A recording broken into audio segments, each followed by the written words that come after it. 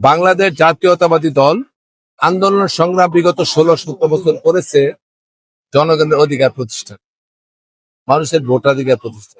এবং এই আন্দোলন করতে গিয়ে আমাদের নেত্রী দেশনেত্রী বেগম খালেদা জিয়া নির্যাতন ভোগ করেছেন, কারারুদ্ধ করেছেন, জীবন উৎসর্গ করেছেন। আমাদের চেয়ারম্যান জনাব তারেক রহমান বিদেশের মাটিতে জীবন কাটতে বাধ্য হয়েছে।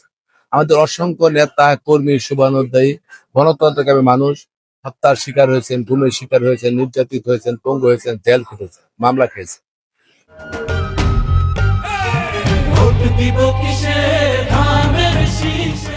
এই যে ত্যাগ, এই ত্যাগের বিনিময়ে আমরা বর্তমানে এই যে নির্বাচন গণতান্ত্রিক পরিবেশটা আমরা পেয়েছি, এটা জনগণ জানে, আমরাও জানি। সঙ্গত কারণে জনগণ মনে করছে যে আমাদের সবচেয়ে বেশি অবদান ছিল বাংলাদেশ জাতীয়তাবাদী দলের এবং নেতা। সঙ্গত কারণে জনগণ আমাদেরকে ভোট দেওয়ার জন্য তারা আশাবাদ ব্যক্ত করেছে এবং আমরা সেটার জন্য মনে করি যে আমাদের কর্মই তাদের ভালোবাসা পাওয়ার জন্য আমরা যথেষ্ট। সেই হিসেবে সারাদিন যে ঘুরছি কালীগঞ্জে, দেখা করতেছি, সেখানে মানুষের মধ্যে ব্যাপক সচেতনতা পেয়েছি।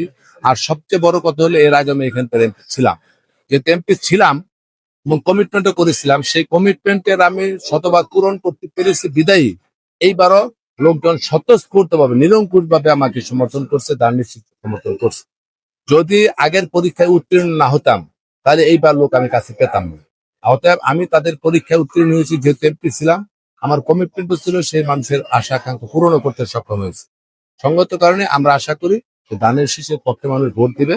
পুরা বাংলাদেশে এবং বিএনপি গণতন্ত্রকামী মানুষের প্রত্যাশা পূরণের জন্য, দেশের উন্নয়নের জন্য, স্বাধীন সার্বভৌমত্ব রক্ষার জন্য কাজ করে যাবে।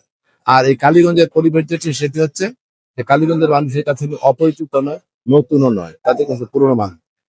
তারাও আমার পুরনো, আমিও তাদের পুরনো। সঙ্গত কারণে প্রত্যেকে পরের থেকে জানি। এই জানার, পারস্পরিক জানার মধ্যে আমরা প্রত্যেকে আমরা পরীক্ষা উত্তীর্ণ। তারাও যেমন আমার আপনজন, আমিও তাদের স্বজন। সব মিলিয়ে টিলে আমরা আশা করি আগামী 12 তারিখে ব্যাপক ভোটের মাধ্যমে, জনগণের রায়ের মাধ্যমে আমি ধানের শীষের পক্ষে আমাদের বিজয় হবে এবং সেই বিজয়কে ধারণ করে মানুষের কল্যাণের জন্য আমরা কাজ